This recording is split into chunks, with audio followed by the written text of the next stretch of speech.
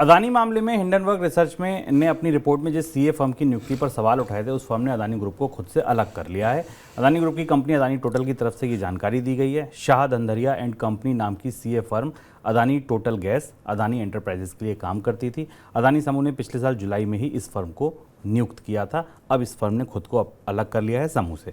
Sir, इस firm पर सवाल क्यों उठ रहे थे? हिंडनबर्ग ने अपनी रिपोर्ट में जिस एक ऑडिट फर्म का जिक्र किया था और जिसके कामकाज पर गहरे सवाल थे, वो शाह धंधरिया थी। जैसा शुभम ने आपको बताया कि इसे पिछले साल ही रोका गया था। इसकी हिंडनबर्ग ने अपनी रिपोर्ट में लिखा था कि शाह धंधरिया की कोई वेबसाइट नहीं है।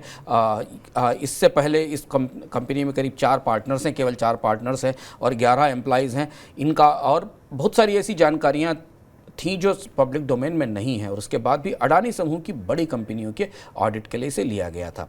धीमे धीमे जैसे जैसे सेबी की जांच बढ़ रही है, आप अगर पूरी घटना को देखें, क्योंकि हम लगातार मनी सेंट्रल में से इसके एक घटनाक्रम को फॉलो कर रहे हैं, जैसे जैसे सेबी की जांच का दबाव बढ़ रहा है, अडानी समूह के अंदर से चीज़ें निकल कर सामने आ रही हैं। और अब ये बेहद महत्वपूर्ण फैसला शाह धंधरिया की तरफ से अपने आप को अलग करने का है इस पूरे मामले से, जो कि अडानी समूह की ऑडिटर थी।